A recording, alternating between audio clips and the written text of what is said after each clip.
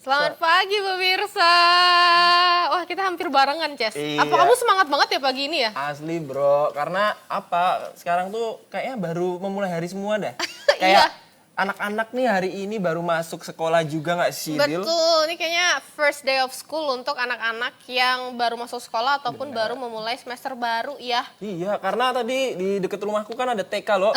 Terus? Nah itu kok banyak banget ya tiba-tiba nih motor nih. Biasanya nggak terlalu banyak, sekarang banyak banget. Dan banyaknya juga di pagi hari karena mungkin mereka lagi ini ya, lagi war meja sama kursi. Iya benar Ya kan?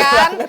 Kalau ibu-ibu kan biasanya pengen anaknya tuh duduk di paling depan gitu. Betul, tapi dulu Ces inget nggak? Dulu pas sekolah kamu tim Apa? meja depan, tengah atau belakang? Karena aku introvert ya. Jadi kamu apa meja belakang? Meja belakang. Meja belakang ternyata.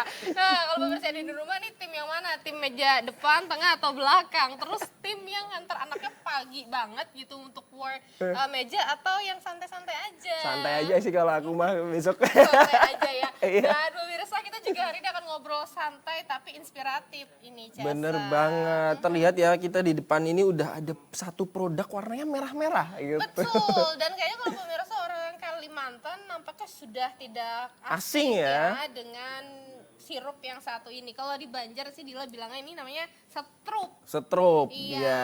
Tapi aslinya namanya apa? Sirbam ya. Di sini namanya sirbam. Sirbam. Sirup asli batu mandi. Nanti kita akan tanya apa sih perbedaan setrup nih khas orang Banjar, orang Banjarmasin yang sering Dila konsumsi dan keluarga gitu sama produk yang satu ini. Casa. Benar banget. Dan tentunya nanti di segmen kedua kita akan berjumpa dengan teman-teman kita di TVRI lain di seluruh Kalimantan untuk memberikan informasinya dari daerahnya masing-masing. Betul sekali, dari segmen terakhir juga pemirsa make sure untuk stay tune sampai akhir karena kita akan hadirkan kekasan Borneo dari 5 provinsi yang ada di Kalimantan. So make sure untuk stay sampai akhir bersama Dila dan juga Cesa. Iya benar banget. Dan kayaknya udah gak sabar ya. Kita pengen tanya-tanya nih.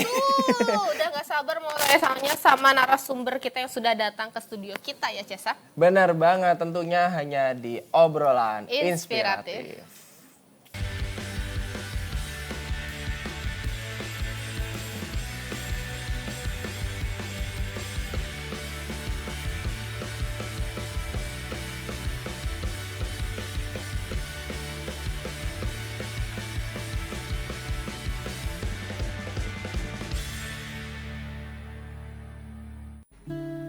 Banyaknya minuman modern dengan berbagai macam jenis dan rasa. Bagi sebagian masyarakat Kalimantan Selatan, khususnya Kabupaten Balanga, sirup batu mandi bukan sekedar minuman pelepas dahaga, namun menjadi bagian dari tradisi dan kenangan keluarga selama puluhan tahun. Sirup batu mandi dikenal dengan cita rasa yang khas dan telah hadir sejak lama, yakni dari tahun 1960 hingga sekarang. Pemilik usaha sirup batu mandi Zuhdi mengatakan, resep yang digunakan dari dulu hingga sekarang masih sama. Dalam sehari, Zuhdi bisa memproduksi sirup batu mandi hingga 300 botol per harinya. Proses pembuatannya pun masih tradisional, dengan memasak menggunakan kayu bakar untuk menjaga keaslian rasa. Konsistensi rasa menjadi kunci masyarakat tetap memilih sirup batu mandi ini dari dulu hingga sekarang. Bahkan, sirup batu mandi menjadi salah satu oleh-oleh khas Kabupaten Balanga. Nah, itu tadi ya tayangan dari produk yang bakalan kita bahas pagi ini ya Dila. Betul, tadi Dila kalau nggak salah lihat ada ngelihat kayu ini nggak sih, kayu apakah dibak ini secara manual? Kamu lihat nggak tadi ada kayu? Nggak Pemirsa terlalu. lihat nggak? Itu ada ini, I don't know how to pronounce it, tapi itu kayu yang buat masak. Oh, membuat warna ini kah? Apa gimana tuh? Atau masaknya pakai kayu mungkin. Nah, Nah. makanya nanti kita tanya apakah saya yang salah lihat ya atau bagaimana ya pemirsa ya. Bener Kita akan tanya banget. nanti gimana proses pembuatannya juga dan sudah berapa lama langsung dari banget. expertnya ini yang bikin, Iya. yang punya. Langsung aja mungkin ya kita panggil ke sini Pak Zuhdi. Halo. Halo Bapak, selamat pagi Bapak. Pagi. Selamat Budi. pagi, Dila.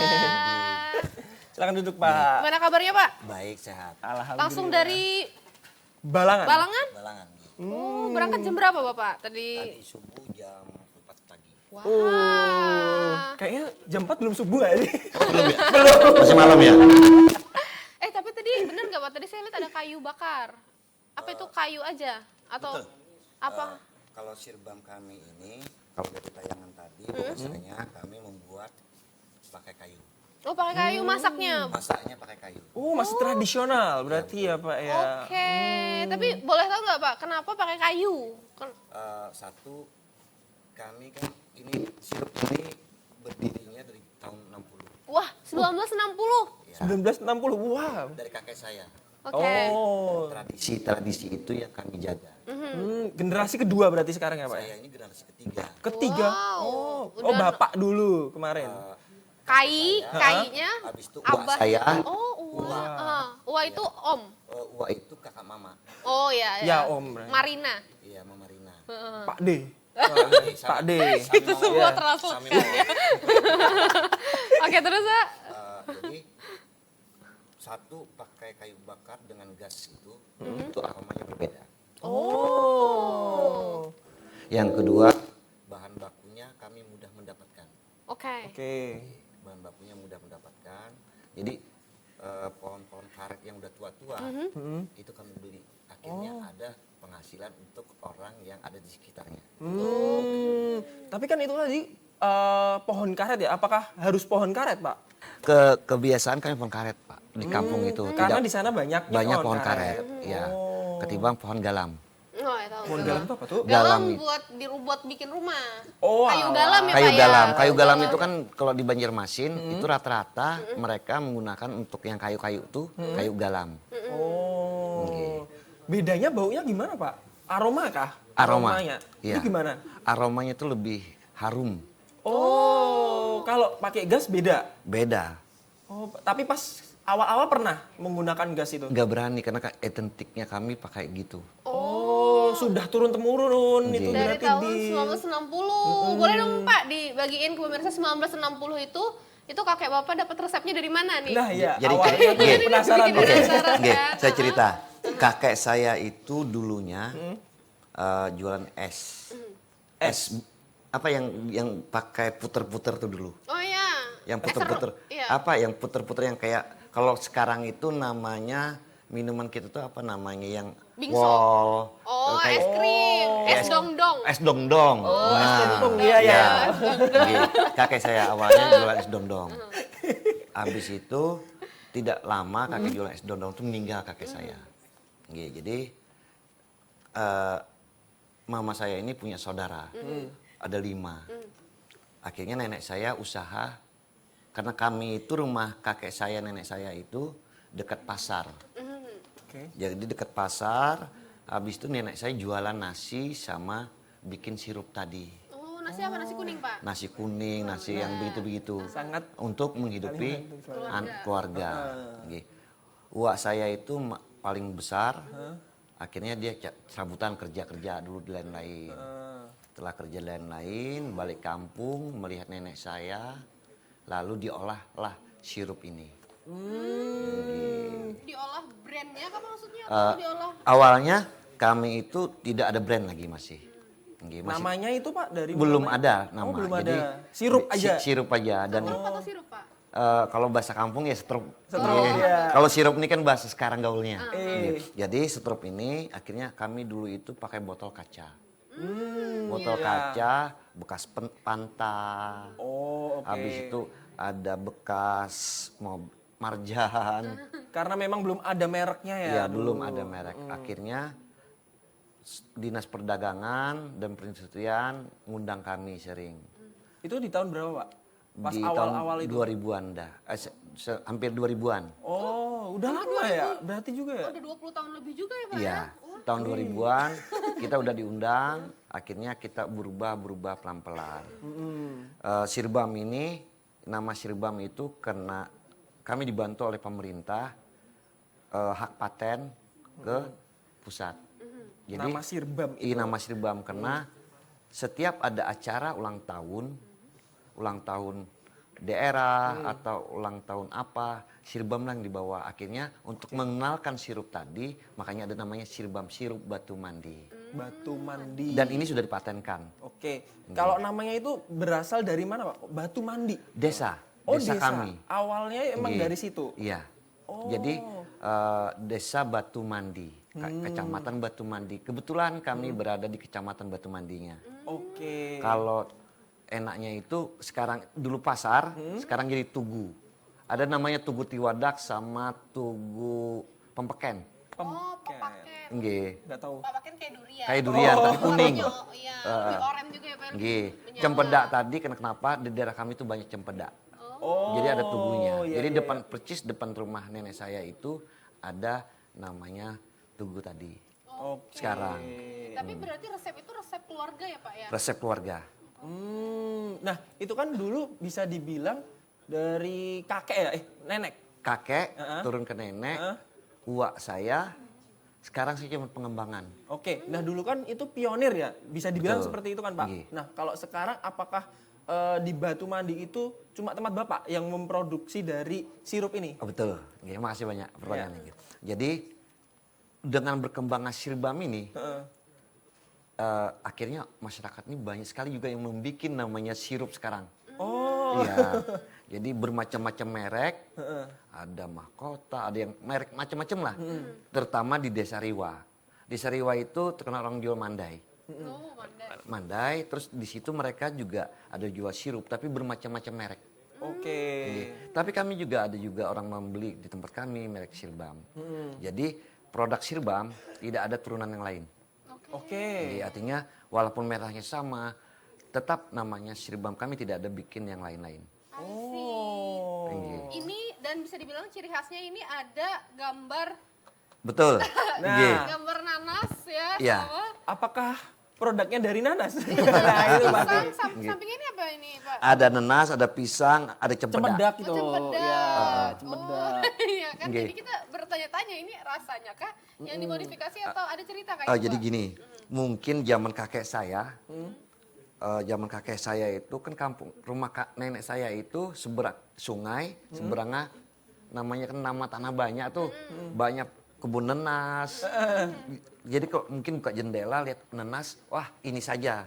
Tempelin. Tempelin, oh bikin begini. Tapi kalau kita bicara sekarang, kan orang kan jadi bertanya, betul kata ibu-ibu bapak tadi, bahwasanya ini rasanya rasa ini apa enggak? Sebenarnya juga tidak pas saat ini. Oke. Nggih, jadi kalau di saya ini adalah turun-menurun menghargai kakek saya, nenek saya, uak saya yang dulu biar ada merek ini. Inilah ciri khas kampung kami. Oke. Buahnya. Iya, jadi kalau ngelihat sirbam yang ini pemirsa kalau ngelihat gambar ada nanas, ada pisang sama ada cempedak ini artinya ini kampungnya penghasil itu ya Pak Iya, ya. banyaknya dulu. Oke. Dan ini berapa mili ini Pak? Yang nggih, saya cerita dulunya kami ini baru tahun tadi kami berubah. Oh, baru. Anggit. Jadi dulu itu kami cuman satu produk yang 650 mili. Oke. Oke, 650 mili. Tapi kan ini namanya kan minuman yang tidak kebutuhan wajib. Betul. Harganya mahal. Akhirnya di otak saya berpikir bahwasanya jangan yang ini, yang ukuran begini saja. Siapa tahu orang mau beli yang harga yang ini lebih mahal, lebih murah. Siapa tahu kan uang sisanya bisa beli beras. Betul. Dan mudah dibuat di tas. Tidak memakan tempat ya Pak ya. Mau cicip-cicip dulu ya Pak ya. Jadi yang ini 650 mili, Aha. yang tanggung ini 350 mili, Oh. yang paling kecil 250 mili. Oh berarti ada yang ada paling yang kecil juga? kecil Iya, lagi. ini kecil 250 mili. Oh iya, I thought it was Ganggu the kita ya. same. Iya. Iya benar saya ini kayak if you Kita nggak iya kalau kira sama ini tadi iya juga. karena mata kita langsung kayak oh ini mirip gitu ya ternyata Iya. beda ukuran ini Buat 250. harganya Pak, kita tanya harganya. Iya, boleh Kalau harganya. yang paling kecil dulu. Kalau di tempat kaminya, Iya. kalau di tempat kaminya yang paling kecil ini 12.000. 12.000. Oke, kalau Kalau Terjangkau. Yang ini 16.000. Oke. Tapi untuk yang ini 25 di dalam rumah.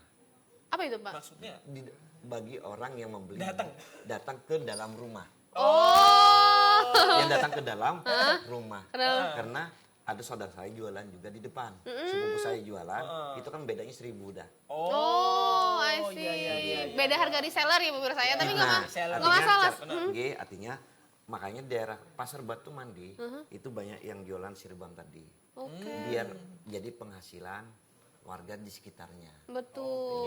Tapi range-nya mungkin di 25-30 ya Pak ya kalau udah di masuk Banjarmasin, pasar. ya otomatis kan agak mahal. Berapa? 40? Kalau di bandara yang ini sudah 40.000. Oh aman, kalau bandara memang Tapi lebih kalau Pak ya. di Banjarmasin kawan-kawan itu bisa sampai 30 sampai 35. Apalagi musim puasa mau lebaran. Karena stok kami juga kadang itu tidak cukup karena kami masih menggunakan cara manual. I see. Tapi yang bikin penasaran juga ya Pak ya, ini udah berdiri lebih dari 60 tahun. Awal mula dia dikenal gitu ada cerita menarik nggak sih Pak? Maksudnya? nggih. Jadi uak saya itu coba-coba. Coba-coba taruh di muka rumah dari mulut ke mulut. Coba-coba saja. Akhirnya beli satu orang tua nih. Nanti kan namanya sirup pasti tidak bisa minum sendiri. Betul. Tidak bisa minum sendiri.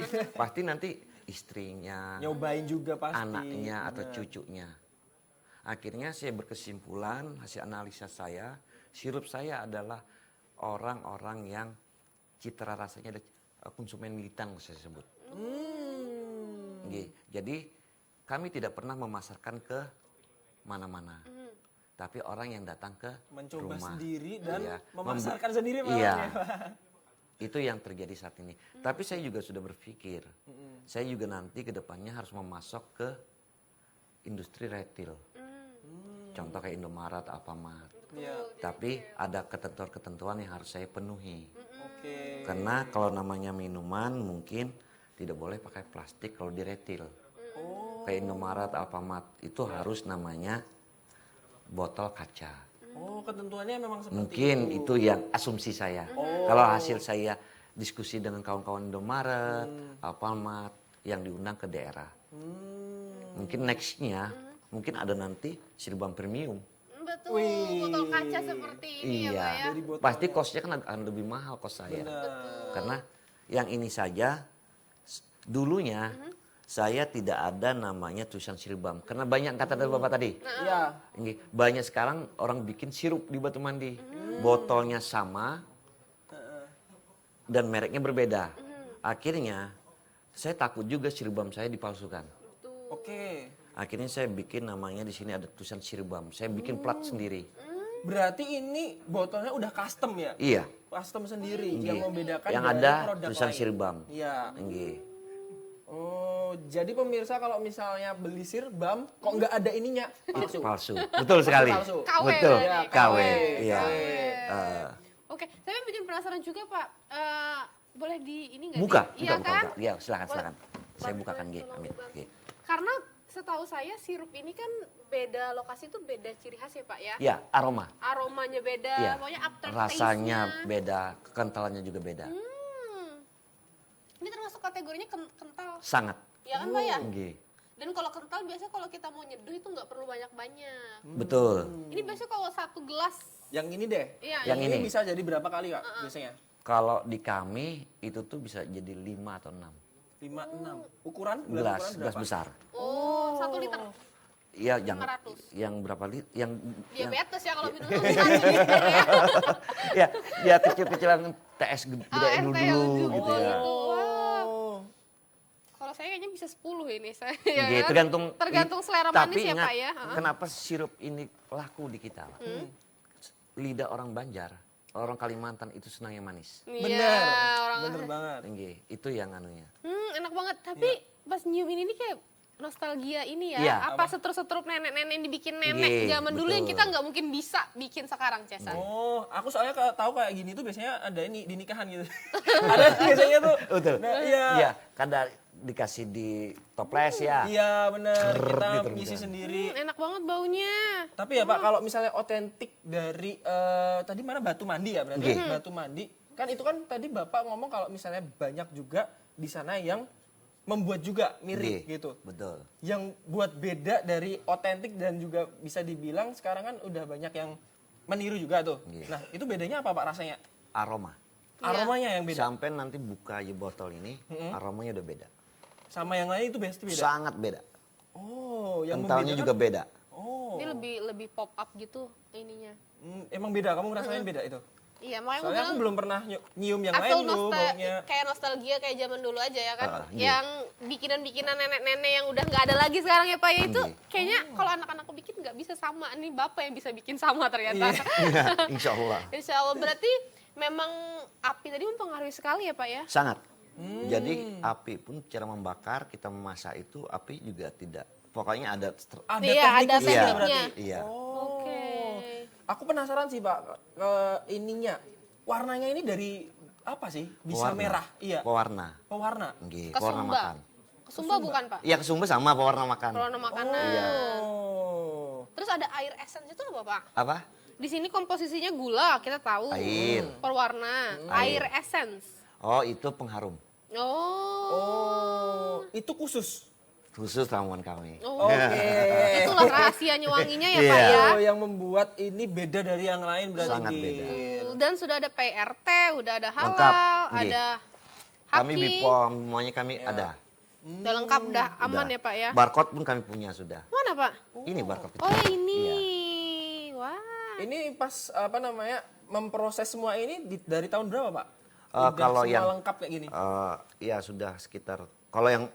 Kalau BPOM apa itu udah lama Pak. Udah lama, Nggih, oke. Tapi kalau yang halal, habis itu yang barcode, itu baru saya. Palingan 5 tahunan tadi ya. Itu dibantu dari pemerintah apa gimana? Ada yang dibantu oleh pemerintah. Oh, Pak Judi, ini kesini. Oke. Saya datangin. Mm. Saya juga mau usaha yang baik. Betul. Jadi saya bikinkan semuanya. Dan kami juga sudah mulai bayar pajak, Pak. Wah. Oke. Udah bayar. Kita udah bayar pajak. Oke, berarti memang bisa dibilang sudah matang sekarang ya Pak ya Insya sistemnya. Allah. Nggih. Makanya- Tapi kami berbicara CSR masih belum mampu. Nggih. Artinya berbicara CSR belum mampu lagi. Oke.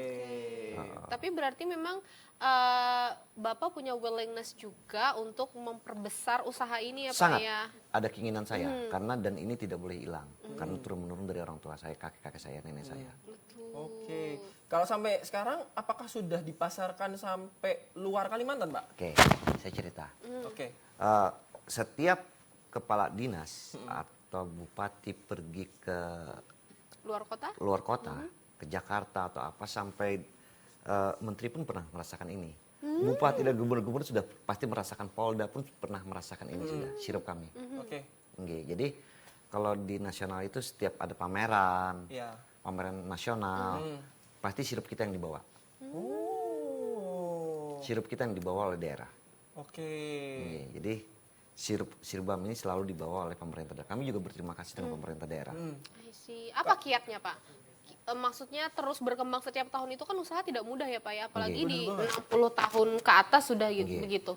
Satu, citra rasa kita jangan berubah.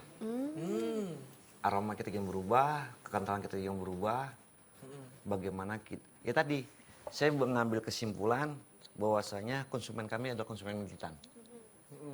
Karena kami tidak pernah berubah rasa tadi dan bau aromanya.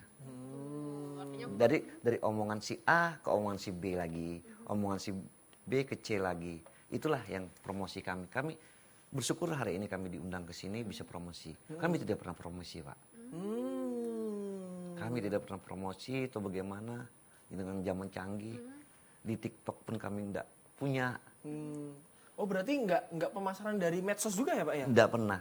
Barusan aja ini mulai kami meleknya. Oh. Iya. Udah mulai sekarang mencoba pemasaran di dunia digital ya Pak. Tapi Iya. sebelumnya memang benar-benar produknya lah yang bersinar begitu. Makanya Insya Allah. bisa dibawa kemana-mana Cesa. Iya, bener banget. Nanti kita bakalan ngobrol lebih lanjut bersama Pak Zuhdi. Tapi kita akan jeda terlebih dahulu. Jadi tetap di Ini Borneo.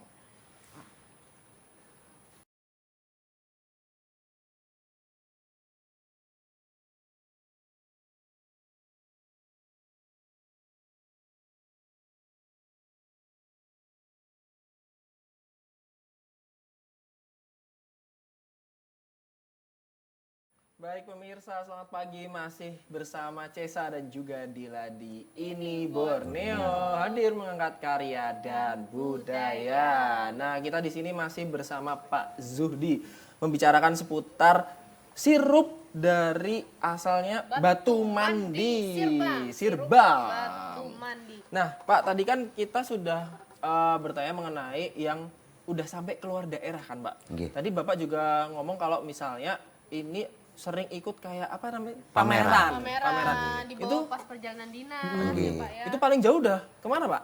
Untuk pameran sendiri? Kan pameran itu kan setiap tahun berbeda-beda sudah. Iya. Yang hari ini UMKM pamerannya di Jakarta, ada yang di Palembang, ada yang di mana. Jadi kalau dibawa oleh dinas itu pasti udah muter-muter dia di Indonesia, keliling ya, Pak iya. ya. Produk Duluan ini udah- produknya daripada bapaknya. Iya, betul, mereka yang keliling. betul sekali, setuju sekali. Saya gitu pernah keliling Indonesia, sirupnya udah keliling. Sirupnya udah sampai mana-mana. Tapi di luar negeri ada juga nggak Pak? Udah pernah saya. Oke, tapi mungkin aja iya Mungkin orang TKW yang bawa. Iya bisa kan? jadi. Atau orang mau umroh Pak? Bisa jadi, Atau haji. tapi kan ini kan berat, Pak. Jadi sulit sih mereka bawa begini, karena kan harus ada bagasi. Iya. Pasti nanti takutnya malah Tapi itu melebihi. harus kita pikirkan. Harus dipikirkan, Tantangan. betul. Karena Tantangan. kangen ini Pak, kangen. Produk lokal. Iya Rasa betul ya zaman kan? dulu. Betul. Kalau di luar negeri kan itu semuanya berbeda rasanya Rasanya beda ya kan. pasti ya. Oke. Nah, tadi kan Bapak sudah ngomong kalau misalnya itu salah satu tantangan ya berarti ya. Oke. Apakah ada tantangan yang lain, Pak? Apa ketika pas dulu awal Bapak memegang Sirbam ini dulu ada tantangan yang lain nggak? Kan dari turun-temurun tuh, Pak. Oke. Apakah dulu pas awal-awal ada tantangan yang lain? Satu, dengan kompetitor banyak, otomatis saya harus mengurangi kos produksi, biar saya bisa bersaing. Dulu memang kos produksinya lumayan berarti. Iya, karena saya beli botol beli di Banjarmasin atau di kampung, ya kan. Dulu saya tidak dapat gula rafinasi. Sekarang dulunya beli gula yang umum, dapat gula rafinasi. Itu kan salah satu cara saya untuk mempertahankan Gula apa, Pak, tadi, Pak? gula rafinasi. Rafinasi. Oh, itu Ya. apa tuh?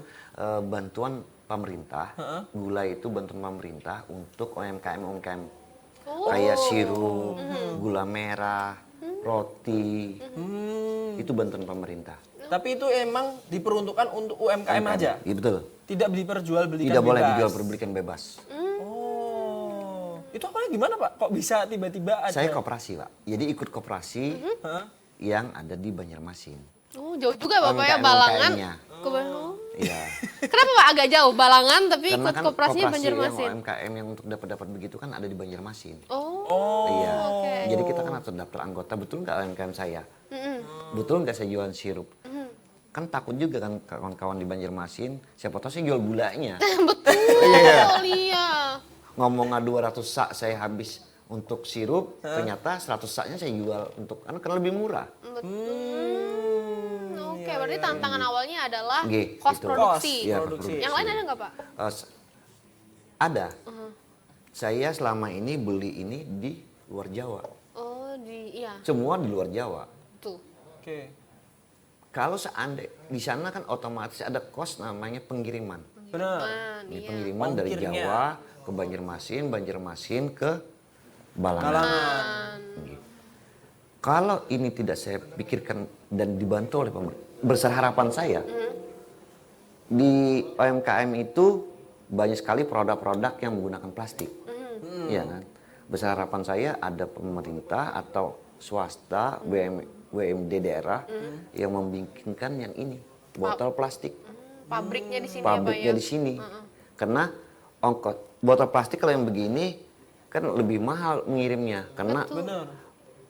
ruha kalau bahasa kita kampung Iya, dia ruha lebih besar. Dia Lebih tuh besar. perlu Oh, space yang dimensi. banyak. iya dimensinya Dimensinya. otomatis kan ongkirnya lebih mahal. Betul. Kalau kita ada punya pabrik di sini yang datang itu kan butiran plastik. Oh, benar. Lebih Jadi- kecil-kecil dan lebih bisa banyak ya, Pak ya Iya. nanti. Otomatis kan akan lebih murah botol itu. Yang bisa melakukan itu siapa? Pemerintah. Benar. Atau swasta ya Pak ya, yang Atau- punya modal. Iya, mahal mesinnya. I see. Tapi memang UMKM di Banjarmasin rata-rata memang harus ngambil di Pulau Jawa dulu ya Pak ya. Dan biasanya itu juga ada minimum Order. ordernya. Nah, Saya kalau bicara order saya mengorder Bu 60.000 sampai 70.000. Botolnya. Betul. Itu untuk berapa 3 bulan tuh? sampai 4 bulan. Wih, Wow, 70.000. Bayangin itu sebesar apa Iya, pas sebanyak datang apa ke tuh Balangan, biasanya? Pak? Pakai kontainer poso. yang gede itu. Poso itu. Poso besar. Poso tuh, Pak. Iya. Kontainer gitu kah? Mobil panjang poso. Oh. Itu saya. Itu kayak Tapi kebetulan kami punya poso sendiri. Wah, ternyata sudah. Poso tua. Ini wajar, Ces. 60 tahun lebih kita pertanyakan Iya, kalau benar. belum ada poso ya, Pak ya. Berarti itu bisa dibilang 60 sampai 70.000 Iya. botol Nggih. yang dihabiskan untuk 3 sampai 4 bulan. Iya. Setiap hari produksinya memang berapa banyak, Minimal Pak? kami bikin 300. 300 Tapi ukuran? kalau sudah puasa, puasa itu 3 bulan itu, kami produksi minimal 1.000. Wah, Sehari 1.000. Iya. itu Wow. kadar kekayuan ya, Pak ya. Kadar Kesiapan keharuan kayuannya. gulanya juga. Kadar keharuan. Kadar keharuan ya, Pak ya. Kedepan saya juga berpikir tidak di Pulau Kalimantan saja. Saya harus masuk Jawa. Betul. Saya harus masuk Jawa. Itu yang harus di otak saya.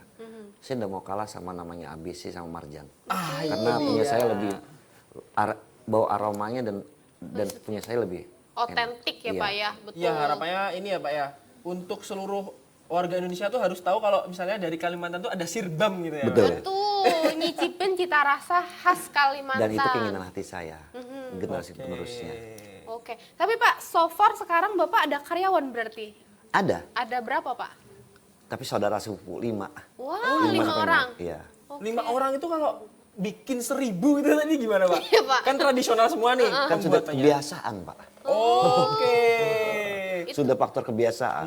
Tapi kalau itu kami sudah masuk ke Jawa, pasti kami kan sudah berpikir bagaimana caranya ada mesin sedikit lah. Betul. Ya, yang mesin-mesin lah. Yang dipakai. batu ngaduk ya, Pak Ya, ya. batu at least, ngaduk, batu buat ke botol, mesin-mesinnya.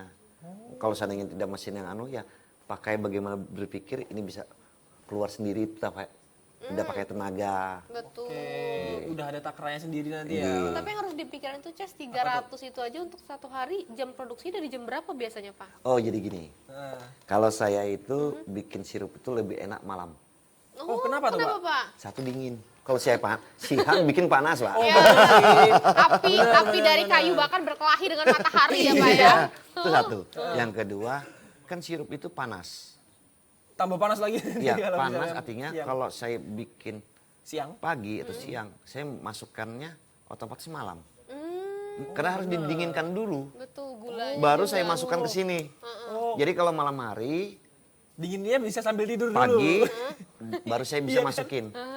Bisa ditinggal tidur dulu ya, Pak ya? Iya, itu ceritanya. Baru kita masukin ke botol, kita packing. Makanya Memang saya- pengalaman tuh berbeda, Bro. Betul. Bener banget ya Oh, sih. kita kayaknya bikinnya siang ya. Iya, malamnya pokoknya tidur. Pagi kalau misalnya matahari ada baru kita bekerja gitu kan. Betul. Ternyata malah kerjanya malam, berarti malam ke subuh berarti ya, Pak ya? Enggak. Oh, enggak. Saya dari sore itu Sudah prepare? Iya, Prepare sudah dulu. ya prepare jam 2, jam 3 itu kita udah bakar. Berapa gula, Pak, yang dihabiskan setiap harinya untuk 300 itu? Ya 5 karung. Gula 250 kiloan. Wah, 150 kilo satu hari.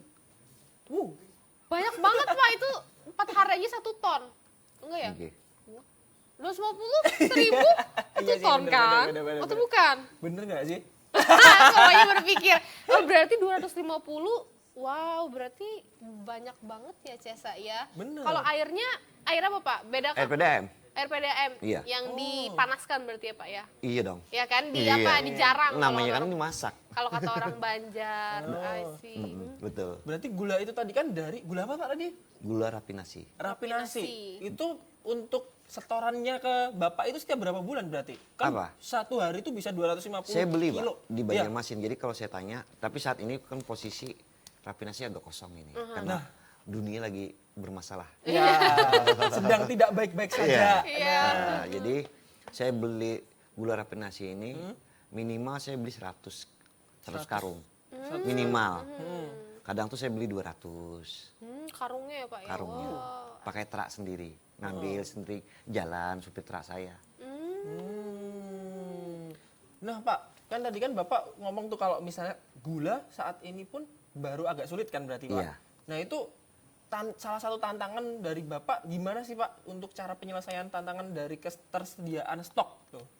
Yes. Stok bahan baku. Kalau bahan baku saya itu mahal, Banjarmasin, saya bikin ngurangin, tapi tetap ada. Oke, berarti produksinya dikurangin. Iya, tapi tetap ada bendanya. Oh, jadi limited edition keluar Iya. produknya. Iya. Ini aku cuma produksi 100 ya, ini cepet-cepetan Iya, aja kata cepet-cepetan. bapaknya. Iya. Langsung WA saja. Iya, cuma 100 terbatas. Kalau ini gimana Pak? Kayu nggak pernah kekurangan? Enggak pernah kami di kampung.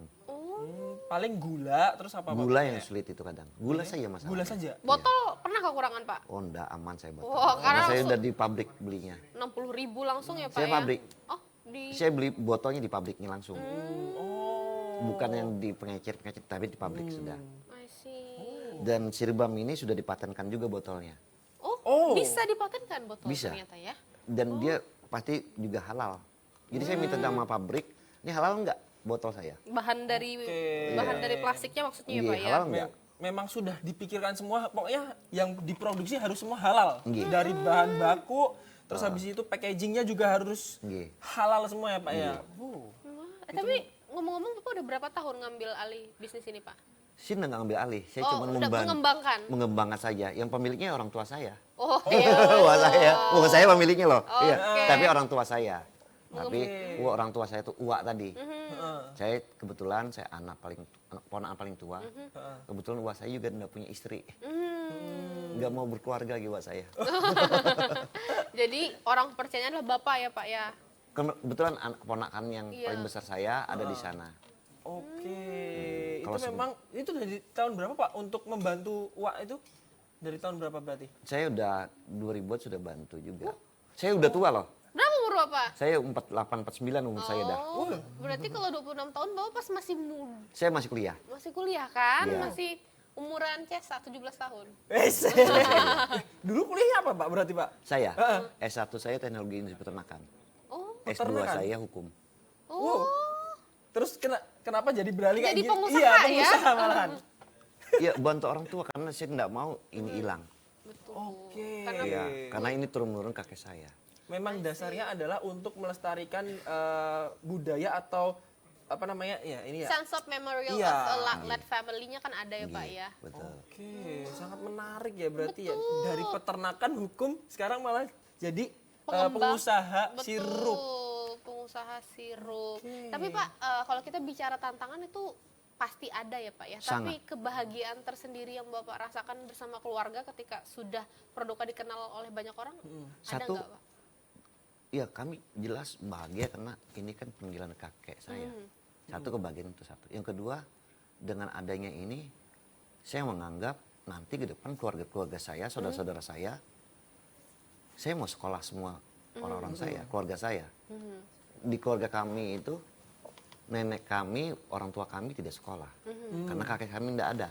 Oke. Tapi wak saya, sudah kami udah kuliah, beliau yang pemilik ini juga S1. Oh. Tapi dia kerjanya jadi paman sekolah dulu. Tapi tetap sekolah S1.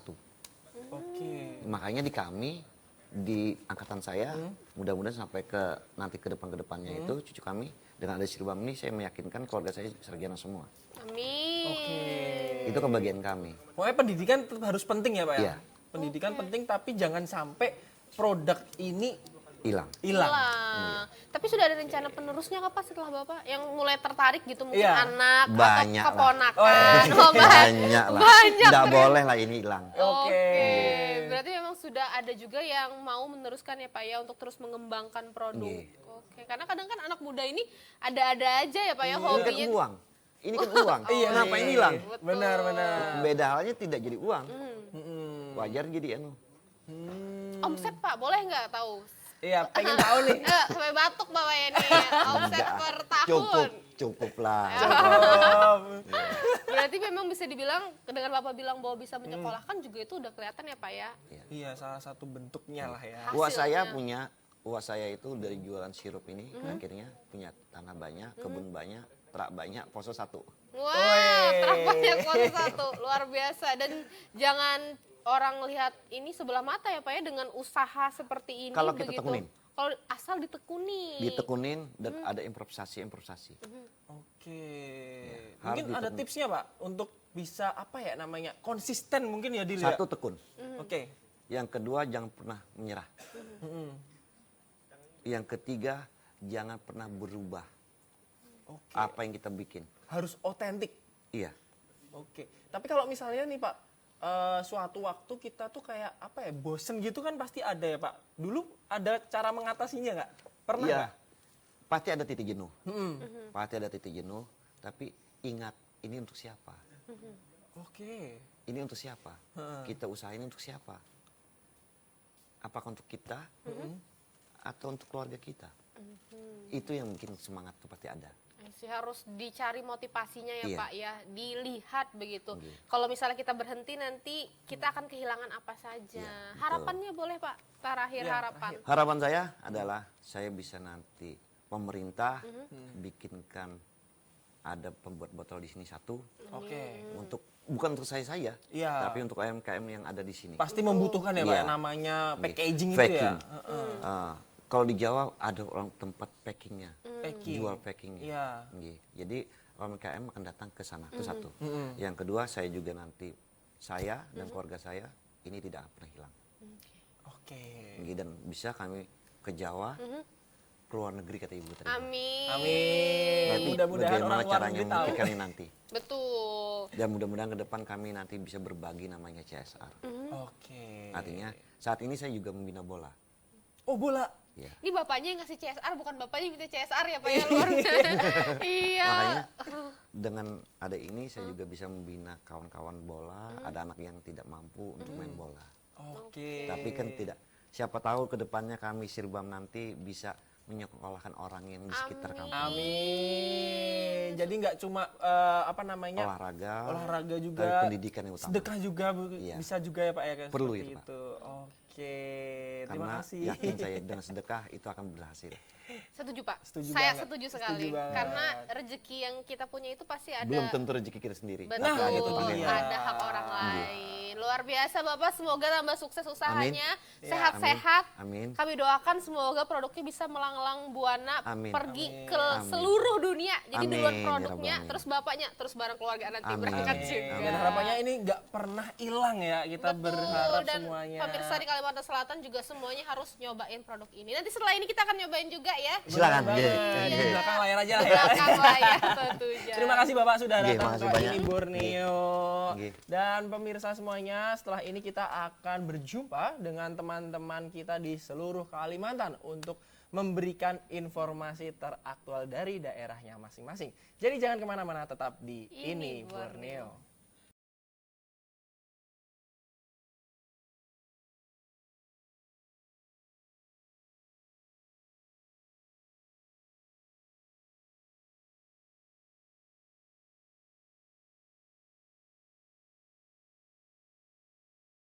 Selamat pagi pemirsa, masih bersama Dila dan Cesa di Ini Borneo hadir mengangkat karya dan budaya. Seperti biasa pemirsa, di segmen kedua ini kami akan hadirkan informasi untuk Anda. Ada 10 informasi yang sudah kami siapkan untuk Anda. Bener banget. Dan apakah hari ini aku akan cowok sendiri juga? Nampaknya sih iya. Kayaknya memang ini Borneo Senin Kalimantan Selatan ini hobi banget jadiin kamu cowok paling spesial ya. Asli. Jadi kita sapa dulu rekan-rekan kita yang cantik di sana. Halo rekan-rekan, selamat pagi. Apakah kita sudah terhubung karena jarak ini ya, kita jadi LDR terus Betul, nih. kayak Cesa ya. Oke, Ya. rekan-rekan. Wah, cantik sekali di pagi hari ini. Kita akan sapa dulu rekan kita di Kalimantan Timur, ada Kiki Fitra. Halo Kiki, selamat pagi. Pagi Dila dan Cisa.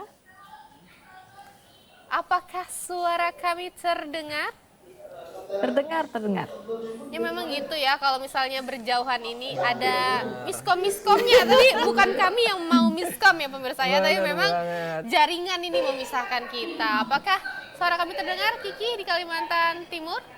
Ya, suara Dila dan Cisa terdengar jelas di Kalimantan Oke. Timur. Bagaimana dengan suara saya? Kita sudah sapa Kalimantan Timur. Kita sapa lagi kemana ini Jasa? Kita akan menyapa dari Kalimantan Tengah, di mana di sana sudah ada rekan kami Ramadhani Fitrianti. Halo, selamat pagi Fitri. Halo, selamat pagi Cisa dan juga Dila. Oke, kalau informasinya kita minta rahasiain aja, jadi lebih gitu kah? surprise. Oke Iya, deh. kita sapa aja pagi hari ini. Terima kasih Rahmadani. Kita akan sapa rekan kita di Kalimantan Barat, sudah ada Graciela Unadea. Halo, selamat pagi Graciela. Halo, selamat pagi Cisa dan Cila. Oh maaf, Dila dan Cesa. Dari Kalimantan Barat kita beralih ke Kalimantan Utara, di mana di sana sudah ada Anissa Fajriani. Halo, selamat pagi Anissa. Halo, selamat pagi Dila dan Cesa. Oke, gimana kabarnya Anissa? Alhamdulillah, kabar baik dari Kalimantan Utara. Oke, luar biasa. Rekan-rekan boleh di hold dulu ya spillan informasinya supaya hari ini lebih surprise gitu. Karena dari Kalimantan Selatan kami akan ada 2 informasi untuk Anda dan semuanya sudah kami rangkum dalam Lintas Borneo.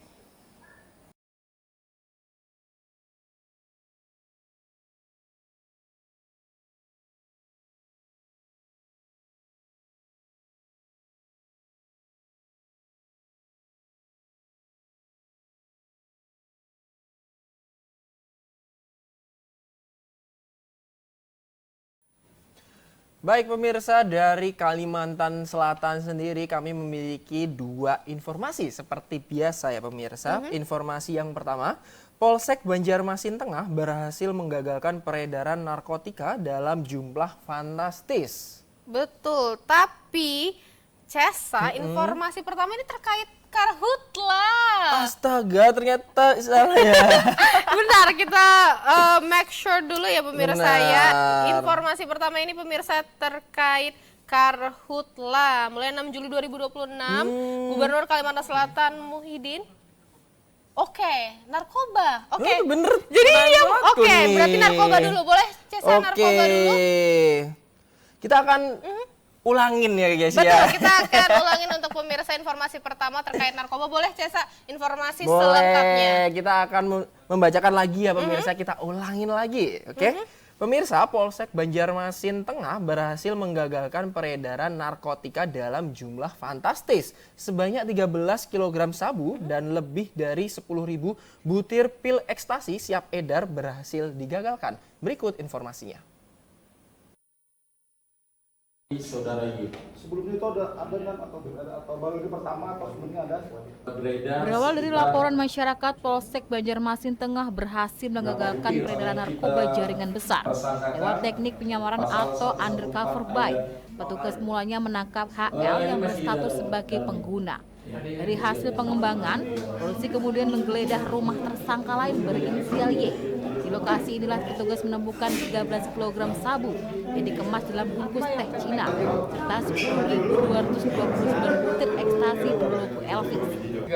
PH Kapolresta Banjarmasin, Kombes Pol Timur Krisman Siregar mengungkapkan, dalam jaringan ini dia bertindak sebagai kurir dengan upah 9 juta rupiah atas perintah B yang diduga kuat sebagai pengendali utama jaringan.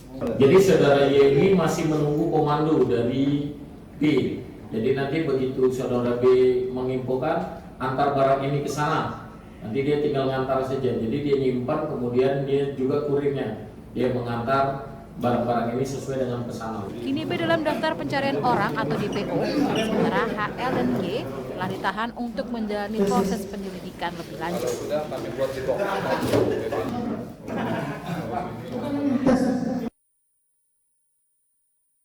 Bingung mana Cesa? Pemirsa, kita akan beralih ke informasi selanjutnya, di mana 21 bangunan yang berdiri di lahan pemerintah Kota Banjarbaru dibongkar. Warga dan pedagang disebut kooperatif dan bersedia direlokasi. Berikut informasi selengkapnya.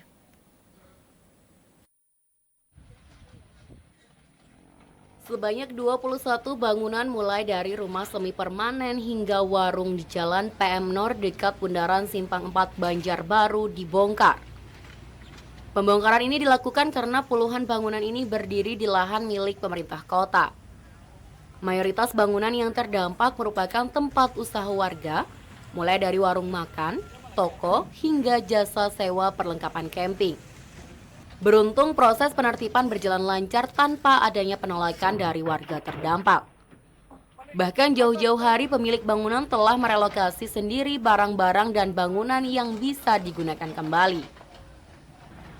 Lurah Sungai Besar Aninda Risa Destiana mengatakan, para pemilik bangunan dan pedagang kooperatif pindah secara mandiri di lokasi yang memang diperuntukkan untuk berdagang yang tidak jauh dari lokasi penertiban.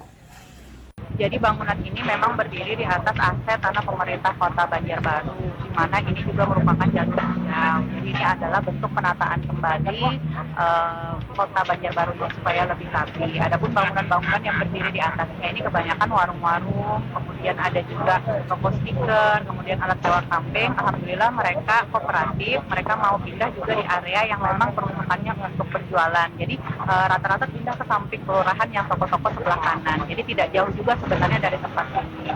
Jadi respon dari masyarakat juga alhamdulillah baik, dari RT baik, dari lingkungan baik. Jadi kita sama-sama mensupport semoga wilayah ini nanti akan jadi tertata lebih rapi dan lebih indah. Aksi penataan ini juga mendapat respon positif dan dukungan penuh dari para ketua RT serta masyarakat di lingkungan sekitar. Sinergi antara pemerintah dan warga diharapkan dapat mempercepat terwujudnya wajah baru Kota Banjarbaru yang lebih tertata. Pemirsa, itu dia dua informasi dari Kalimantan Selatan. Sekarang ini rekan kita yang ada di Kalimantan Timur sudah siap dengan dua informasinya. Halo, selamat pagi Kiki. Kiki, silakan informasinya untuk pemirsa ini Borneo. Baik, informasi pertama dari Kalimantan Timur. Kegiatan nonton bareng Piala Dunia 2026 di Komando Resor Militer 091 Aji Suryanata Kesuma pada Minggu 12 Juli 2026 tidak hanya menghadirkan atmosfer sepak bola bagi masyarakat, tetapi juga membuka peluang rezeki bagi pedagang asongan. Banyaknya jumlah penonton di lokasi nobar membuat penjualan makanan dan minuman ikut terdongkrak. Berikut informasi selengkapnya.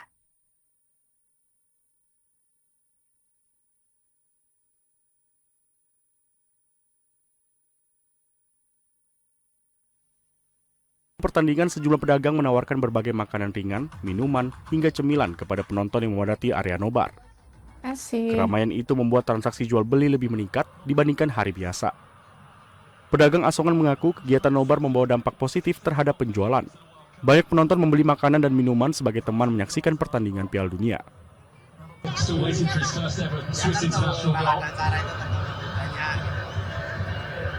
Bapak ada nyiapin berapa bungkus nih Pak?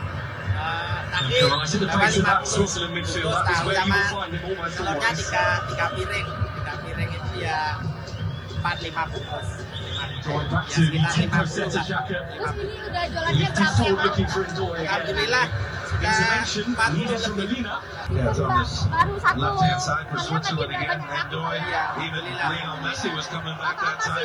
Mungkin harapan untuk pedagang-pedagang. Banyakin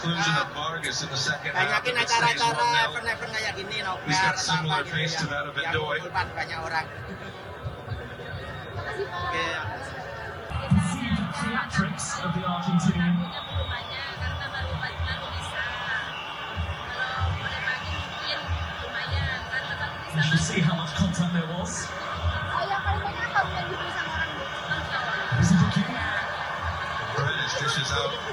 As much as he can take.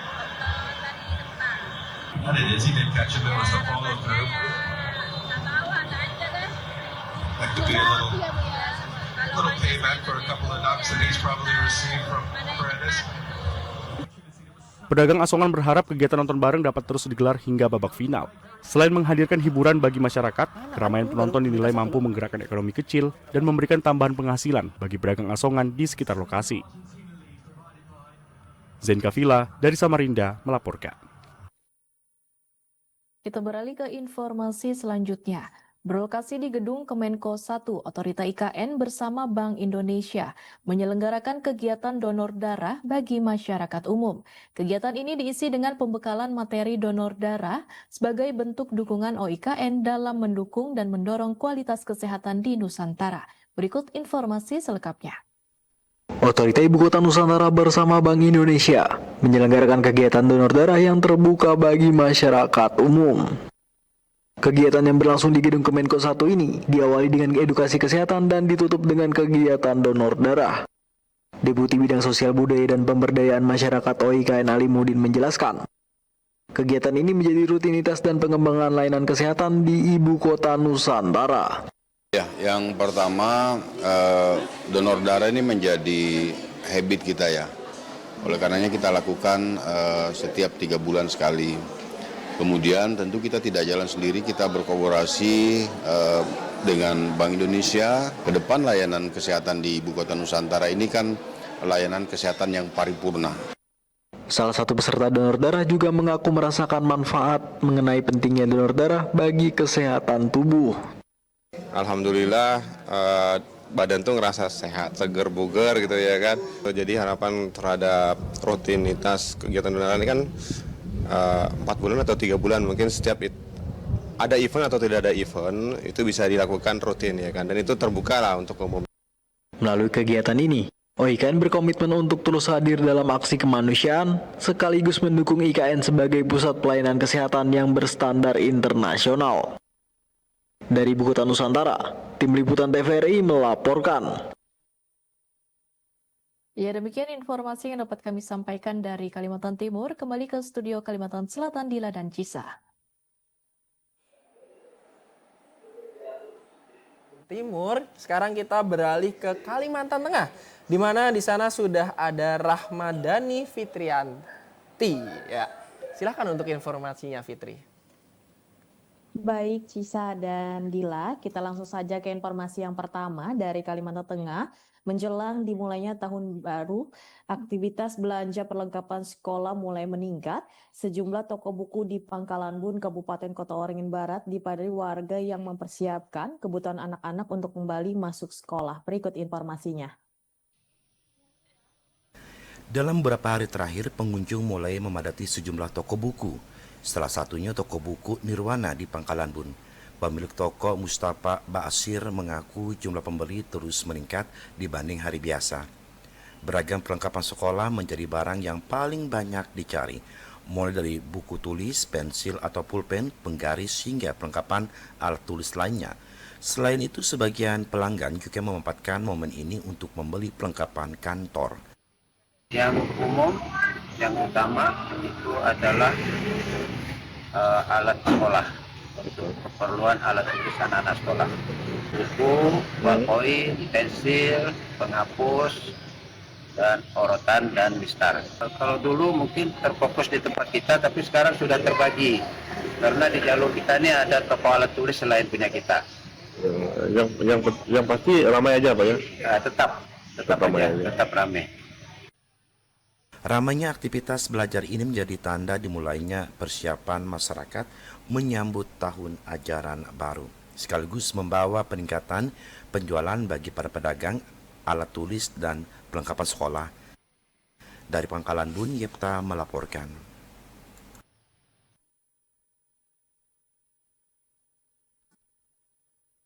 Kita beralih ke informasi lainnya, program pangan murah yang digelar pemerintah Provinsi Kalimantan Tengah memberikan gambaran penting bahwa masyarakat harus mendapatkan sentuhan program secara merata di 13 kabupaten 1 kota. Berikut informasinya. Gubernur Kalimantan Tengah Agustiar Sabran hadir secara khusus di momentum Hari Jadi Pulang Pisau yang ke-24 dalam agenda pangan murah dan cek kesehatan gratis.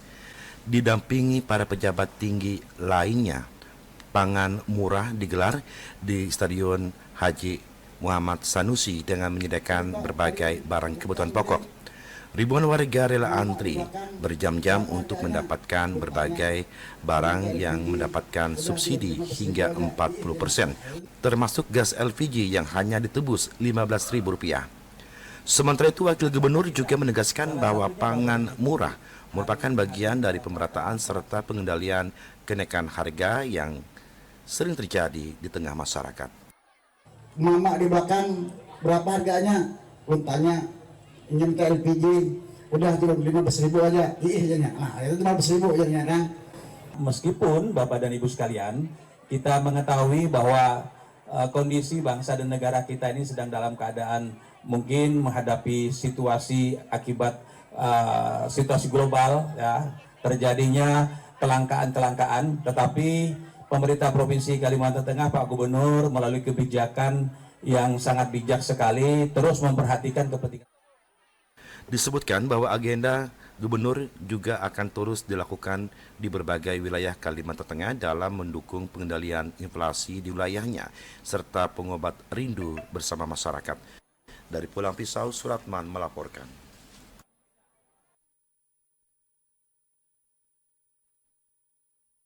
Demikian dua informasi dari Kalimantan Tengah, kembali ke Cisa dan Dila di Kalimantan Selatan. Terima kasih Fitri informasinya dari Kalimantan Tengah. Kita akan beralih ke Kalimantan Barat, ada Graciela, silakan informasinya. Terima kasih Dila dan Cesa. Informasi pertama dari Kalimantan Barat, ancaman kejahatan lintas negara di wilayah perbatasan Indonesia-Malaysia masih menjadi perhatian serius. Kewaspadaan dan sinergi antar instansi harus terus diperkuat untuk menjaga kedaulatan negara dan mencegah berbagai aktivitas ilegal di kawasan perbatasan. Berikut informasinya. Pangdam 12 Tanjung Pura, Majen TNI Novi Rubadi Sugito mengatakan, wilayah perbatasan masih menjadi jalur rawan berbagai kejahatan transnasional, mulai dari penyelundupan narkotika, perdagangan satwa dilindungi, peredaran minuman keras ilegal hingga berbagai bentuk pelanggaran hukum lainnya. Dinamika ancaman di kawasan perbatasan terus berkembang sehingga dibutuhkan kesiapan personel yang mampu beradaptasi dengan berbagai modus kejahatan yang semakin kompleks.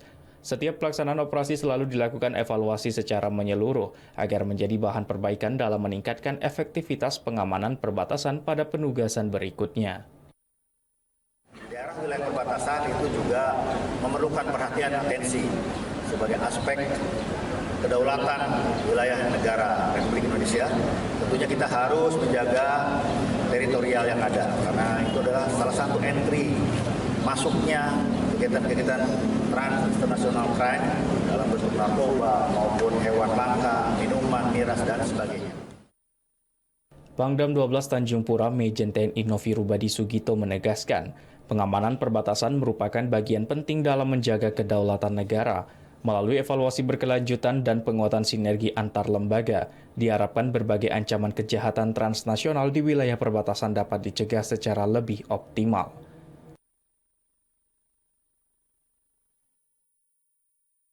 Informasi selanjutnya datang dari wilayah perbatasan Indonesia-Malaysia, Entikong. Durian lokal dari Kecamatan Entikong menang lomba kontes di Kabupaten Sanggau, sehingga permintaan durian Entikong dari Kota Pontianak semakin tinggi. Pengiriman satu hari bisa mencapai 2.000 buah untuk tujuan Kota Pontianak. Berikut informasi selengkapnya. Musim durian membawa berkah bagi warga perbatasan, terutama setelah durian lokal dari Dusun Semeng, Desa Semangget, Kecamatan Entikong juara 1 pada kontes durian Kapolres Cup 2026 di Kabupaten Sanggau. Warga Semeng, Ali, mengungkapkan, musim durian kali ini bisa dikatakan serentak sehingga harga jual buah durian lokal di perbatasan dan sekitarnya menurun. Kendati harga tidak sebaik tahun sebelumnya, permintaan durian lokal dari perbatasan sangat tinggi, terlebih dari Desa Semanget. Disampaikan Ali selaku pengepul orderan dari Pontianak sangat tinggi, bahkan dirinya kewalahan untuk memenuhi permintaan itu. Satu hari pengiriman bisa mencapai 2.000 buah durian, sedangkan pengiriman ke Sarawak, Malaysia kurang karena Malaysia juga tengah musim durian saat ini. Untuk harga di tingkat pengepul kisaran Rp10.000 dan Rp30.000 untuk ukuran A Super. Durian di perbatasan kita ini khususnya Entikong, Sekayam ini lagi banjir. Jadi untuk pengiriman ini untuk saat ini kebanyakan kita kirim ke Pontianak. Jadi kita yang ngepul di sini mulai dari harga 5.000 hingga 30. Jadi permintaan dari Pontianak ya cukup banyak ini. Karena durian kita di sini ya di samping dia kualitasnya beda dari tempat-tempat yang lain, ya Tambah lagi kemarin kita ada sempat dapat juara juga durian kita dari Semeng ini ya. Dari Semeng kita udah dapat juara. Jadi ini bertambah lagi nih permintaan ke Pontianak dalam satu hari bisa mencapai 2.000 buah. 2 pekapan segitu ke Pontianaknya. Dari pagi 1 pekap, sorenya malamnya 1 pekap. Gitu. Warga desa Semeng, Ali, mengatakan, harga durian anjlok namun tetap membawa berkah bagi warga perbatasan dengan permintaan tinggi. Dampak juaranya durian lokal dari perbatasan saat mengikuti kontes durian di Kabupaten Sanggau.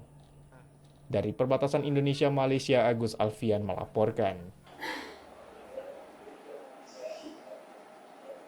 Demikianlah 2 informasi pilihan dari Kalimantan Barat. Kembali ke studio ini Borneo, Kalimantan Selatan, Cisa dan Dela. Terima kasih Graciela atas informasinya dari Kalimantan Barat. Selanjutnya kita akan beralih ke Kalimantan Utara, di mana di sana sudah ada rekan kami Anissa Fajriani. Silakan untuk informasinya. Baik Dila dan Cisa, langsung saja ke informasinya pemirsa. Festival Rakyat Kalimantan Utara 2026 tidak hanya menjadi hiburan bagi masyarakat. Selama penyelenggaraan di lapangan Agatis Tanjung Selor, para pelaku UMKM mengaku meraih keuntungan berlipat ganda berkat meningkatnya jumlah pengunjung dan transaksi penjualan. Berikut informasi selengkapnya. Suasana Festival Rakyat Kalimantan Utara 2026 di lapangan Agatis dipadati ribuan warga yang berburu kuliner, kerajinan hingga produk kreatif lokal. Kehadiran pasar UMKM menjadi salah satu daya tarik utama festival yang berlangsung hingga 20 Juli mendatang. Para pelaku usaha mengaku omset penjualan meningkat signifikan pada hari ketiga festival. Seperti Suryana, salah seorang UMKM stand bakso cinta, dia mengaku ramainya pengunjung membuat bakso dagangannya ludes setiap hari. Bahkan Suryana berani menargetkan akan mendapatkan omset hingga 10 juta rupiah per malam. Alhamdulillah selama 3 hari ini pecah, omset pecah.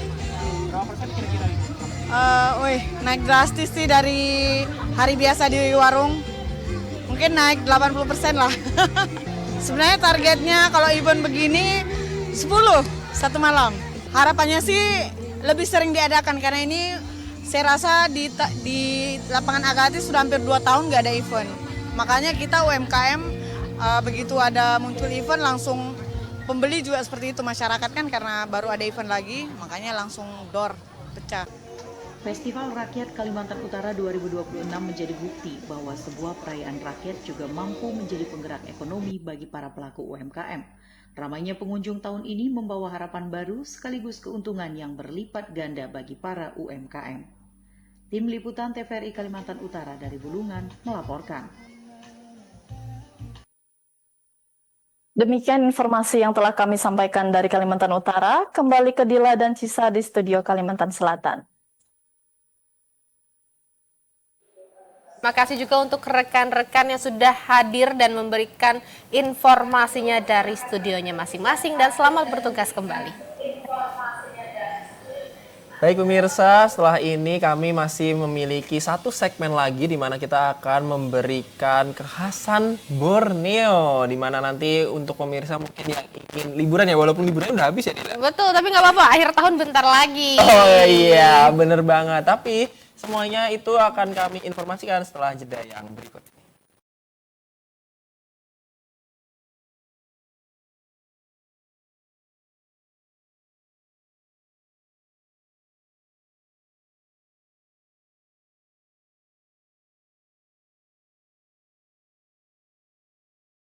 Pemirsa, masih bersama Dila dan Cesa di Ini Borneo, hadir mengangkat karya dan budaya. Dan di akhir segmen ini ya, segmen terakhir sih ya, bukan segmen akhir terakhir yang segmen tak terakhir. terasa ya. Bener banget, udah 90 ya, 90 menit, bener 1,5 banget. jam. 1,5 jam kita membersamai pemirsa di rumah dan akhirnya kita sampai di segmen terakhir. Betul. Di mana kita akan memberikan informasi mengenai keragaman Borneo ya. Betul, ada 4 informasi yang sudah kami siapkan dan semuanya kami rangkum dalam Khas Borneo. Buka dulu.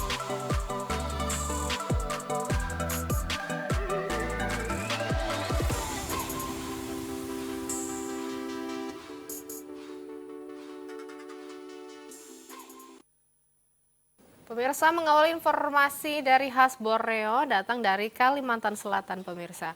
Di mana pemirsa ekonomi kreatif terus menunjukkan potensinya sebagai salah satu penggerak perekonomian daerah. Betul sekali pemirsa, di kota Banjarbaru, sebuah sentra penjualan produk lokal menawarkan beragam hasil karya pengrajin Kalimantan Selatan dengan harga yang terjangkau sekaligus memudahkan masyarakat mendapatkan berbagai produk unggulan dalam satu lokasi. Berikut informasinya untuk Anda. Berlokasi di Mesel Banjarbaru, tempat ini menjadi etalase bagi beragam produk ekonomi kreatif hasil karya pengrajin lokal. Mulai dari aneka makanan khas Banjarmasin, kain sasirangan, hingga berbagai produk olahannya seperti baju, mukena, jilbab, tas, dan aneka aksesoris. Tidak hanya itu, beragam produk berbahan raju dan purun juga menambah pilihan bagi pengunjung yang mencari produk unik dan bernilai seni. Seluruh produk yang dipasarkan merupakan hasil karya pengrajin lokal yang mencerminkan kekayaan kreativitas dan budaya Kalimantan Selatan. Menariknya, harga yang ditawarkan kepada konsumen merupakan harga langsung dari pengrajin tanpa penambahan keuntungan. Konsep ini tidak hanya memberikan harga yang lebih terjangkau bagi pembeli, tetapi juga menjadi upaya mendukung keberlangsungan usaha para pelaku ekonomi kreatif. Untuk harga di sini kami nggak ada menarik sepeser pun keuntungan, jadi memang harga yang tertera pada produk di sini nih emang dari pelaku usahanya. Jadi memang kami konsultasikan dulu untuk pelaku usahanya, HPP-nya berapa, keuntungannya berapa. Nah, ketika pelaku usaha menyebutkan nominal sekian, memang harga sekian itu yang kami pasarkan di sini. Salah seorang pengunjung, Fadila, mengaku memilih berbelanja di tempat ini karena lebih praktis. Dalam satu lokasi, ia dapat menemukan berbagai pilihan produk khas daerah dengan banyak variasi. Hal senada juga disampaikan Novita. Menurutnya, beragam jenis produk yang tersedia memudahkannya memilih kebutuhan sekaligus mencari oleh-oleh dengan harga yang ramah di kantong. Oh, yang pertama karena dekat dari kantor, terus dia menyediakan berbagai merek ya Kak ya, dari berbagai pengrajin gitu, jadi banyak pilihannya gitu, motifnya, bordirannya, pokoknya banyak pilihan lah di sini. Gitu. Untuk harganya sendiri gimana? Sama bervariasi sih, memang sesuai kualitasnya ya. Bordirannya kalau yang agak full berarti ini sama kualitas bahannya gitu ya. Banyak pilihan itu sih. Jadi mungkin sama aja dengan yang langsung ke pengrajinnya gitu ya. Cuma kan biasanya kalau satu pengrajin dia motifnya sejenis gitu ya, atau coraknya tuh mirip gitu ya. Kalau di sini kan macam-macam karena dari berbagai pengrajin ya. Jadi memudahkan juga ya. Nggak perlu ke beberapa tempat gitu untuk melihat gitu. Kehadiran sentra penjualan produk ekonomi kreatif ini diharapkan mampu memperluas pasar bagi para pengrajin lokal, sekaligus mendorong masyarakat untuk semakin mencintai dan menggunakan produk hasil karya anak daerah.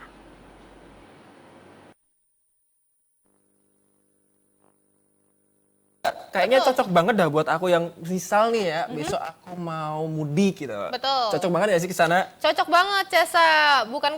Bukan cuma kalau kamu mau mudik, kalau kamu mau nongkrong juga bisa. Karena di area MSL itu, di area luarnya itu ada juga para orang-orang yang jualan makanan. Kayak ada food container yang kecil gitu. Jadi lengkap. Pokoknya kamu mau cari apa aja bisa ke MSL yang ada di Banjarbaru. Oke, menarik banget ya. Noted deh, besok bakalan ke sana. Noted. Sekarang kemana kita, Cesa?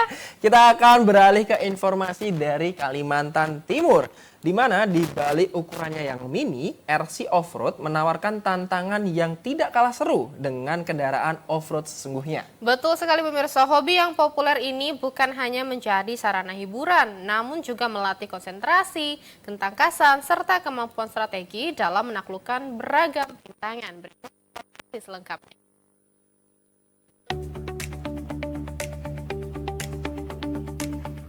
Permainan RC Offroad memang terlihat sederhana, namun praktiknya para penghobi dituntut memiliki konsentrasi, ketepatan mengatur akselerasi, sudut kemudi, serta kemampuan membaca karakter medan. Seluruh keterampilan ini dilakukan melalui remote control untuk mengarahkan miniatur kendaraan off-road agar mampu melewati berbagai rintangan.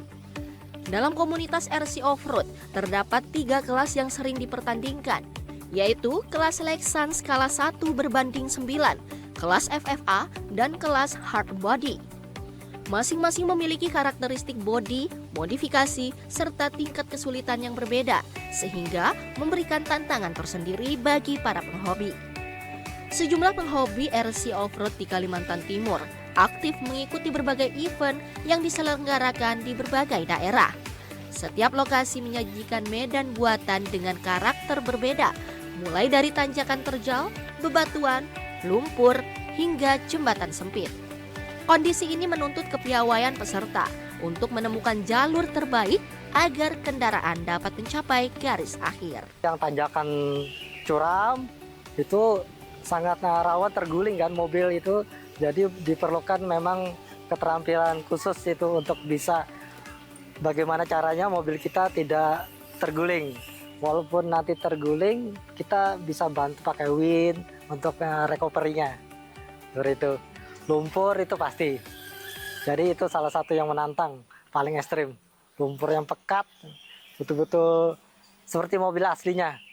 Kita ditantang untuk bagaimana menaklukkan semua medan yang ada di hadapan kita. Di Bontang dan saya ikutin. Ini stiker dari main di Bontang. Nah, namanya Botek 1. Ini terakhir. Jadi ini semua ini kenang-kenangan saya setiap mengikuti event. Ada dari Sangatta, ada Balikpapan, seperti itu. Samarinda, seperti itu. Inilah perkembangan sejak didirikan BOS ini tahun 2013. Banyak sekali teman-teman yang bergabung dan mengikuti event-event. Meski mengadopsi konsep off-road sesungguhnya, hobi mainan remote control off-road memiliki tingkat risiko yang jauh lebih rendah. Para penghobi tidak perlu memiliki kendaraan berukuran besar maupun menghadapi risiko kecelakaan di medan ekstrem. Namun demikian, tantangan dalam menaklukkan setiap rintangan tetap mampu memberikan kepuasan tersendiri. Berbagai lintasan yang dibangun panitia juga didesain menyerupai kondisi alam sesungguhnya. Hal ini membuat setiap peserta harus menyusun strategi dan memanfaatkan karakter kendaraan secara maksimal. Hal ini membuat hobi RC Off-Road terus menarik minat berbagai usia, mulai dari remaja hingga orang tua. Merakit dari bermacam brand, jadi campuran. Jadi ada yang bannya dari USA, ada dari China, dirakit dan jadi satu mobil. Kebanyakan. Ini ada di komunitas gitu ya? Dari komunitas saja, berbagi share, berbagi ilmu, teman-teman. Ini bagusnya pakai ini bagusnya pakai ini, budgetnya cuma segini, oh bagusnya seperti ini. Jadi teman-teman itu merekomendasikan yang terbaik lah. Yang kami jadi suka dengan permainan RC Adventure ini, yaitu melatih tantangan kita atau keterampilan kita untuk menaklukkan semua medan. Kalau untuk anak-anak, jelas ini salah satu melatih motorik atau sensorik dari perkembangan anak-anak. Jadi melatih kepekaan, kerjasama, dan kekuatan fisik mereka untuk anak-anak. Kalau untuk dewasa jelas ini untuk kesehatan, silaturahmi atau penghobi, seperti itu. Jadi sangat-sangat disenangi. Seiring meningkatnya jumlah komunitas dan penyelenggaraan kompetisi, RC Off-Road kini tidak lagi dipandang sekedar permainan, melainkan menjadi hobi yang memadukan keterampilan teknis, strategi, dan kreativitas dalam memodifikasi kendaraan miniatur. Dengan sensasi menaklukkan medan ekstrim tanpa risiko tinggi, seperti off-road sesungguhnya, RC Off-Road menjadi pilihan menarik bagi para pecinta otomotif untuk menyalurkan hobi sekaligus memperluas silaturahmi melalui berbagai kegiatan dan kompetisi yang terus berkembang di Kalimantan Timur. Chris Asrullah dari Samarinda melaporkan.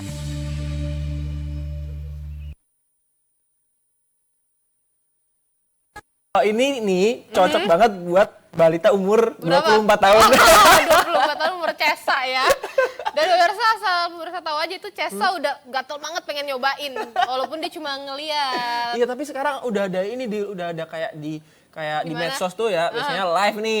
Live nih dia nih kayak menjual untuk yang nonton itu bisa memainkan RC kayak gitu. Jadi jarak jauh sekarang. Oke, berarti kayak memang nggak ada halangan ya Asli. untuk kesehatan mental balita umur 24 tahun ini ya Cesa. Tadi Mas Yap kan bilang sendiri, kesehatan. Betul. Cocok buat kesehatan anak-anak gitu. Dan juga dewasa melatih strategi, tapi nampaknya itu bisa dicoba di Ces, karena kalau misalnya kita lihat ya modifikasi dari mobil-mobilnya juga kayaknya itu perlu perhitungan yang matang. Bener Karena dia banget. ngelewatin rintangan yang tak terduga tadi, pohon beringin, dan ngelewatin macam-macam. Benar banget. Kita mungkin lanjut aja dulu lah ya. Ayo kita lanjut nih pemirsa, ini masih hangat-hangat, hangat-hangat panas-panas Piala Dunia. Bener, ini, apalagi Cesa. udah mau deket final nih. Betul. Besok udah semifinal. Nah, dan pemirsa, di Kalimantan Tengah pemirsa, demam Piala Dunia ini tidak hanya terasa di stadion dan juga layar televisi, tetapi juga membawa berkah bagi para pedagang kostum olahraga. Benar sekali pemirsa, sejak turnamen bergulir, penjualan jersey tim nasional peserta Piala Dunia mengalami peningkatan. Berikut informasinya. Antusiasme masyarakat menyaksikan pertandingan Piala Dunia 2026 membawa berkah, mendorong meningkatnya permintaan jersey tim nasional. Jersey tim-tim unggulan seperti Argentina, Brasil, Inggris, Prancis, hingga Samurai Biru sebutan tim kesebelasan Jepang menjadi favorit pembeli. Bahkan sejumlah ukuran dan model jersey dilaporkan mulai sulit ditemukan karena tingginya permintaan.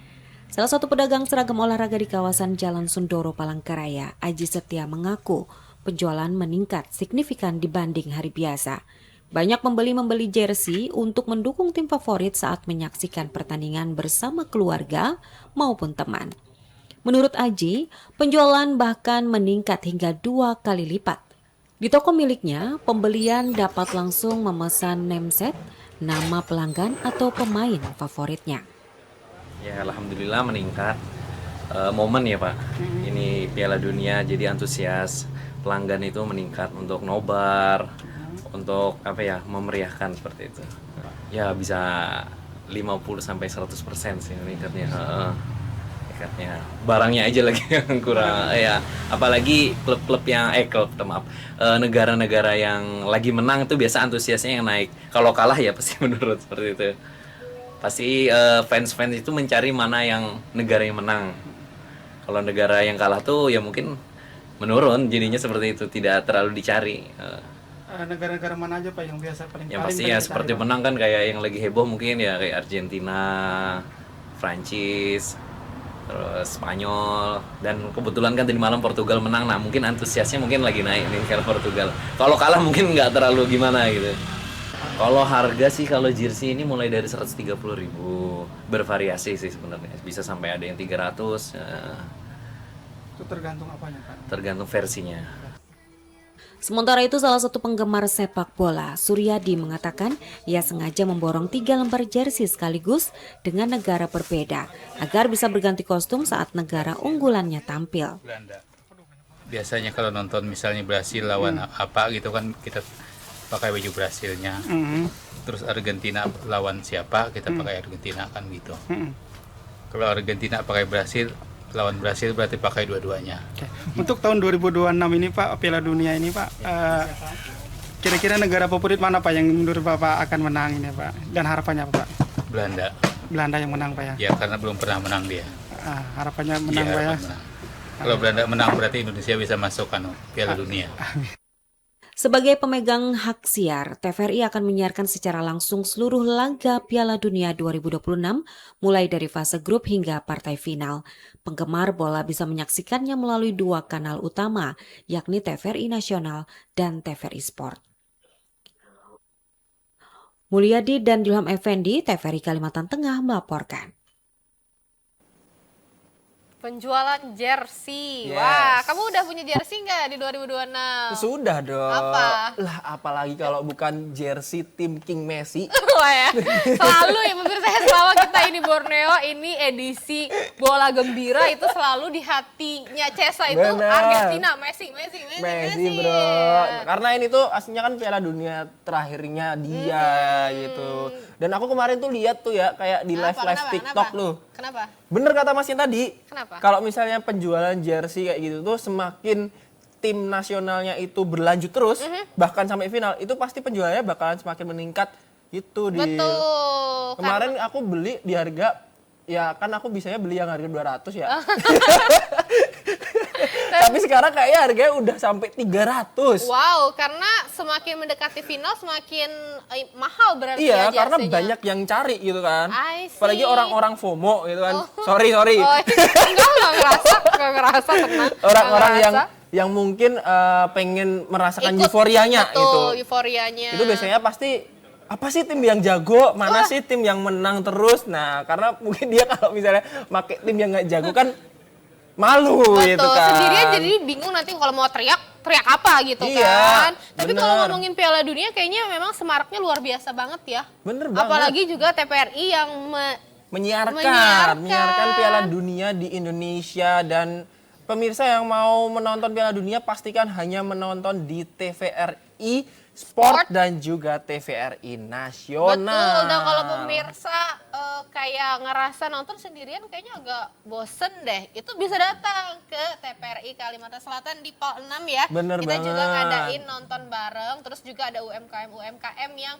berjualan berbagai jenis makanan. Pilih aja mau apa pemirsa, mau kopi, mau keringat, Bener mau banget. mie, semuanya ada. Semuanya ada. Jadi kalau misalnya pemirsa kesini nih tenang aja. Tempat udah ada, lebar, parkiran sudah ada, tenang semua. Mau pakai mobil, mau pakai motor, mau pakai bis, terserah dah. Betul, ada ininya juga sama WC umumnya. Bener Terus juga banget. kalau pemirsa yang masih bingung, terus jam berapa di Ladan Cesa ini nonton barengnya, pemirsa juga bisa langsung cek Instagram TVRI Kalimantan Bener Selatan. banget. Karena itu udah ada semua jadwal nonton barengnya ya Cesa ya. Nah, kalau misalnya pemirsa yang belum tahu atau misalnya lagi mager nih gitu kan, aku kasih tahu aja kalau misalnya jadwal pertandingan Piala Dunia selanjutnya itu ada di hari Rabu dan juga hari Kamis. Oke, so make sure pemirsa untuk nonton. Dan Bener kita akan banget. ke informasi terakhir Cesa. Ada Bener. informasi apa tuh Cesa? Informasinya yang terakhir kita dari Kalimantan Barat pemirsa, di mana tanggal 7 Juli diperingati sebagai Hari Pustakawan Nasional. Betul sekali pemirsa, seiring perkembangan zaman, pustakawan terus beradaptasi agar terus relevan dengan kemajuan teknologi dalam menjalankan perannya sebagai pengelola informasi dan juga pendamping literasi. Berikut informasi selengkapnya.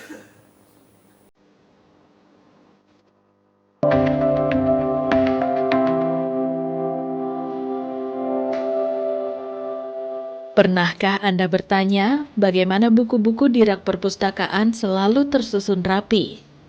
Atau mainan di ruang belajar anak selalu tertata? Atau saat Anda kesulitan menemukan buku referensi, tetapi seseorang petugas dengan mudah menjangkaunya? Merekalah pustakawan. Bukan sekedar penjaga perpustakaan. Pustakawan berperan menjadi pengelola informasi dan penghubung antara pengetahuan dengan masyarakat. Di balik ribuan buku koleksi, pustakawan memiliki peran sebagai pendamping literasi informasi. Dengan kemampuan mengelola informasi, pustakawan memastikan setiap koleksi dapat dimanfaatkan secara optimal. Pustakawan juga berperan dalam menjaga, merawat, dan melestarikan koleksi agar tetap dapat digunakan oleh generasi berikutnya. Kini peran pustakawan terus berkembang seiring kemajuan teknologi.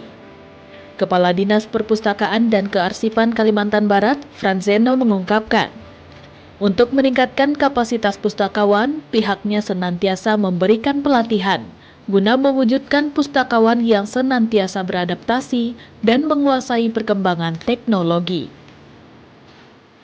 Untuk meningkatkan kapasitas pustakawan, kita mendorong kawan-kawan di pustakawan baik ada di tingkat provinsi maupun di tingkat kabupaten kota untuk mengikuti terus perkembangan teknologi informasi yang saat ini berkembang dalam bentuk pelatihan-pelatihan maupun mengikuti kelas-kelas melalui seminar maupun webinar yang diselenggarakan oleh berbagai institusi dalam rangka peningkatan kapasitas mereka.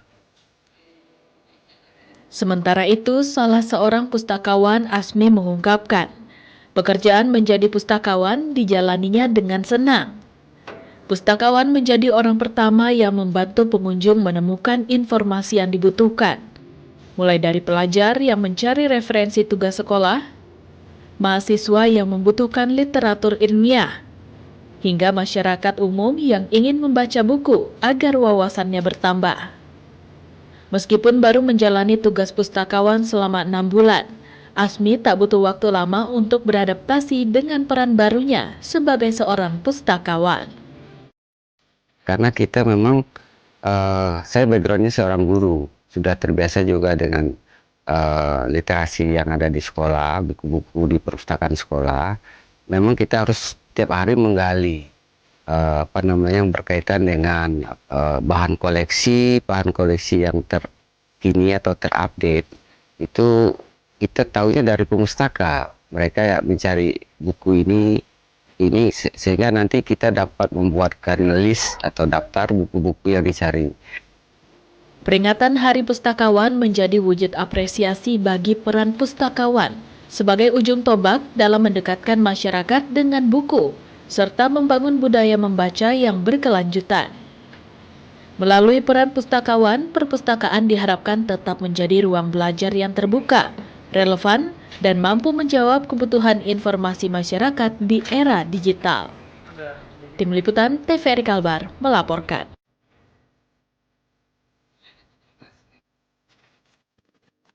Wih, perpustakaan.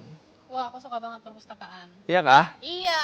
Kenapa tuh? Karena seneng aja baca nggak sih? Tapi dulu pernah ada ini nggak sih di tempatmu pas kamu sekolah tuh kayak perpustakaan keliling gitu pernah? Nggak ada, paling iya kah? pojok apa ya? Pojok baca. Pojok baca. Kan? Oh, kalau di tempatku dulu tuh kayak ada perpustakaan keliling gitu. Oh, terus buku-bukunya ter-up to date kah itu, Ces? Ya itu biasanya kayaknya tuh kalau buku-buku sendiri itu mungkin hibah dari orang-orang gitu. Betul, iya sih.